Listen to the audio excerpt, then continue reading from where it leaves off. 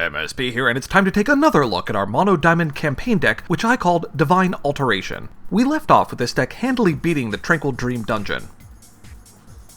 Crushing. Starting from our previous version, Set 4 has given us some amazing new Diamond Clerics, which synergize fantastically with this deck. So let's make those base deck changes now. This is the current version of the Mono Diamond deck, which is also usable by Human, Necrotic, or a level 7 Shinhair. The new list, along with all the modifications I'll make, are in the video description below. Now let's see how you should build up the deck in later levels. Assuming you've stuck with the Kyoto Cleric, at level 5 you should take out the 3 Wind Whisperers, the 1 Adaptable Infusion device, the 1 Bottled Vitae, and replace them with 1 Sealed Tome, 1 Deployment Orders, 1 Rallying Banner, 1 Incantation of Righteousness, and 1 Soul Slaver. This removes a weak filler troop for 2 more strong rares, and will let you easily blow past the Bleak Cathedral and Tomb of the Rosenites dungeons. So let's see it in action against the Chained Goliath encounter. Okay, Chained Goliath, the end of the Tomb of the Rosenite dungeon. Rosenites? I don't know. There's one or there's a whole bunch of them. I'm not quite sure. Play first? Yes, absolutely. Okay, let's see what we got. Oh, Divine Altar. Okay. Divine Altar is an amazing, amazing card, but with only a Soul Slaver to back it up, I cannot fight the Chained Golem. So I've got to draw again. I'm really looking for... Good, perfect. Righteous Paladin is exactly what I'm looking for. So, what do I got here? Yes, I will absolutely keep this. And what I will want to do here is lay out my Righteous Paladin... No, I'm going to play out my Adamanthian Scrivener. I'm going to leave my Thunderbird. Oh, look at that! Ethereal Healer! Just pulling it. Just here. Hey, you want a free card? Sure. I love free troops.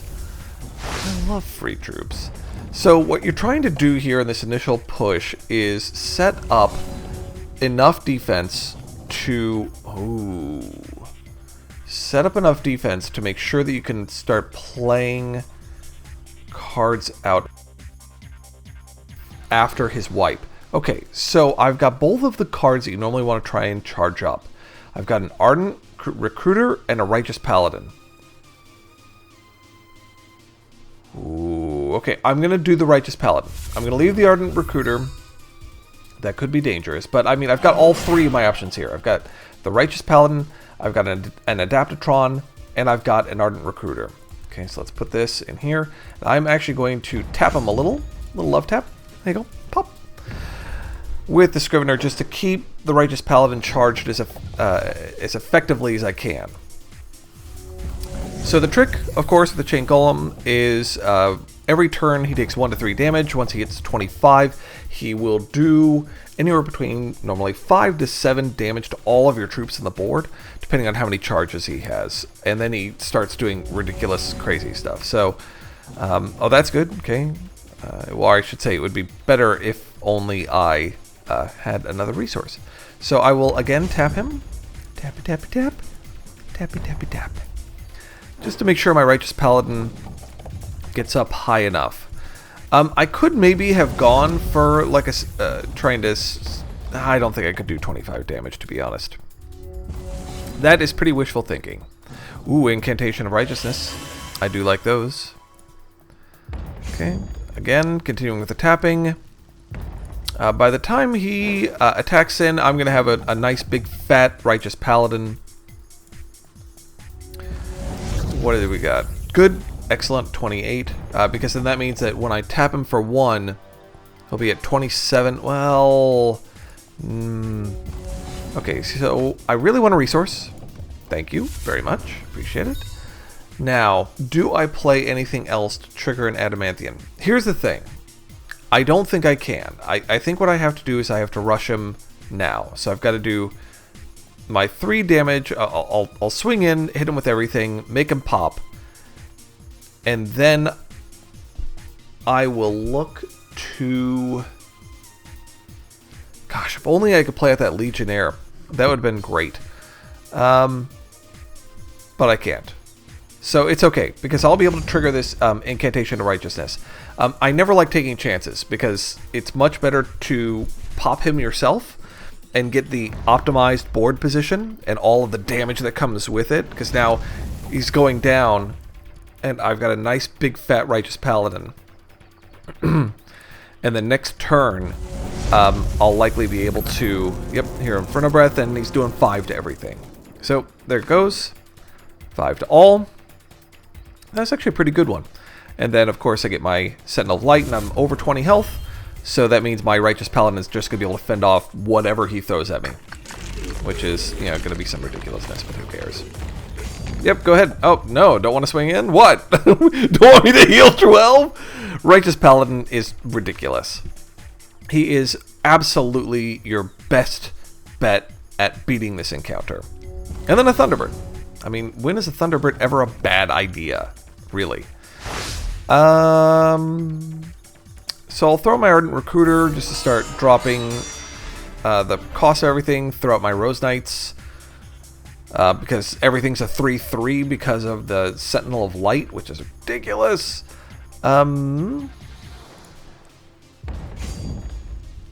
I will swing in with these two. Yep. Probably should have swung in with Sentinel of Light. Just, I was being a little bit timid there, but it's fine. And I get my Ethereal Healer. This is going to be no problem at all. This is going to be a crushing defeat. Because if he brings out one thing, I'm going to Solitary Exile it and then kill him. Probably could have Solitary Exiled before, couldn't I? Well, that's fine. It's fine. We want to show everything the deck has to offer. Just release everything. Get this Ethereal Healers out for free. Decaying Golems. Giants. Whatever. Golems and Giants and Goliaths. It's all fun and games until a Righteous Paladin destroys you for 16 damage. But let's go ahead and finish it. Let's go ahead and Solitary Exile this Decaying Giant. Everything else can't attack or block. So we're going to swing in and win. Look at that!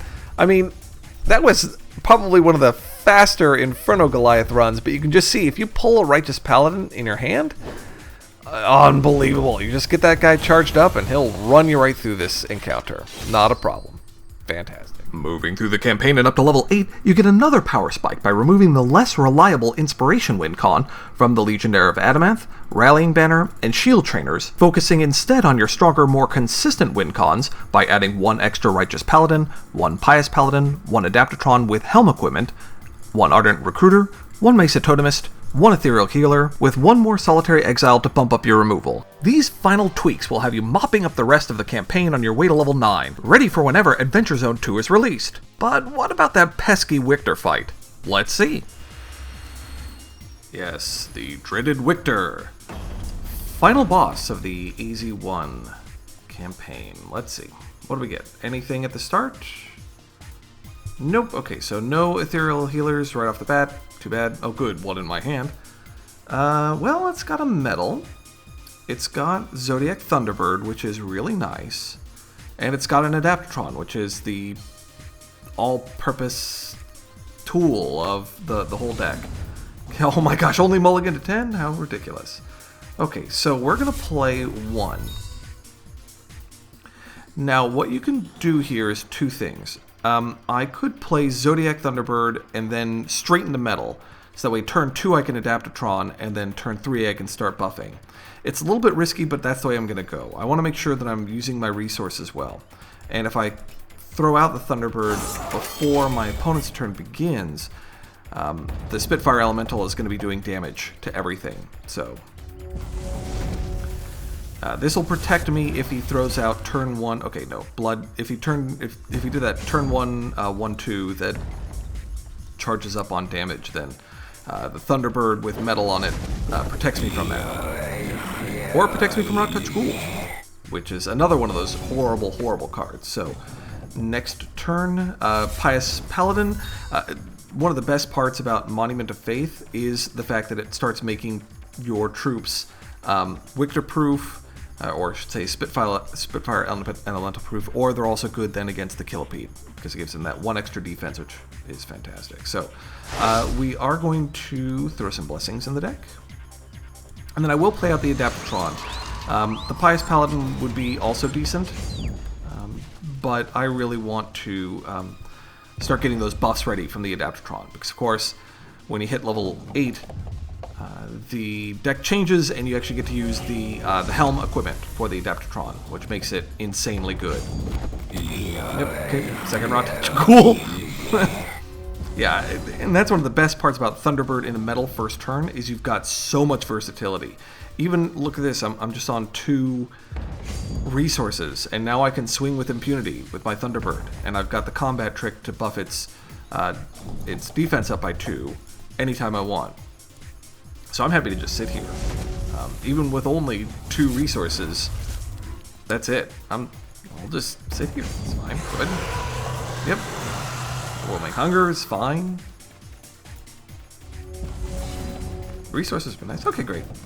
So let's see what we get. From 3, I still want to protect my Thunderbird, so I'm only going to lay out the Chimera Guard Officer. That's just so I get some extra bodies on the board.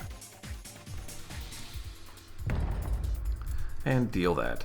I might just whittle out his entire health pool with just a Thunderbird. Could happen. Okay. Yep, that's fine. 3 resources. Okay, Power Ruby. So something in my hand is going to be changing. Okay, and something is getting discarded. Let's go. Okay. Ethereal Healer is not too bad. And another Bloating Zombie. I hope to keep my Solitary Exile, to be honest. If he charge powers, I will absolutely block here. Kill off one of these guys. The only disadvantage... Okay, so what does he get? He gets my Solitary Exile. Okay, opposing champions draw 4. I don't like that. So I am going to use Skyguard and get my Thunderbird a bit buffed up. Okay, great. Okay. So another resource and a Soul Slaver. Throw some more. The Soul Slaver's really not too useful until I get rid of that Fire Elemental.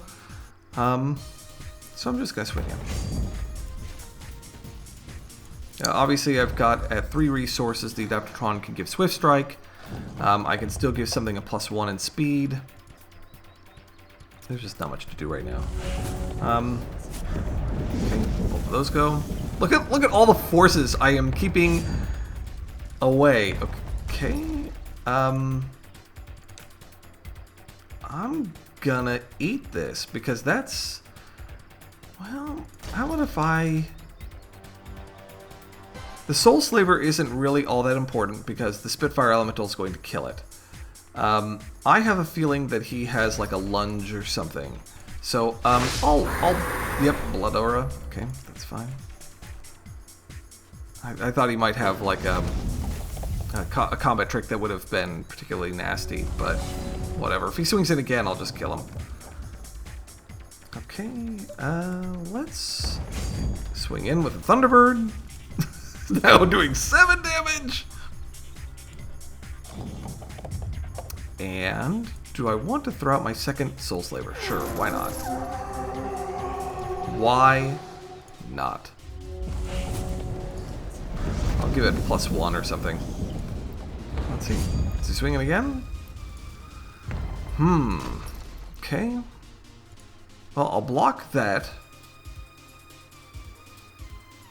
And will I take 5? Yeah, sure. I'll take 5. That's alright. Oh, cool. And I get metal back. Oh, and I lose my resource. Oh well. That's fine. Great, cool. Get a little more healing. Excellent. That throws out the Ethereal Healer. Double Ethereal Healer! That's awesome.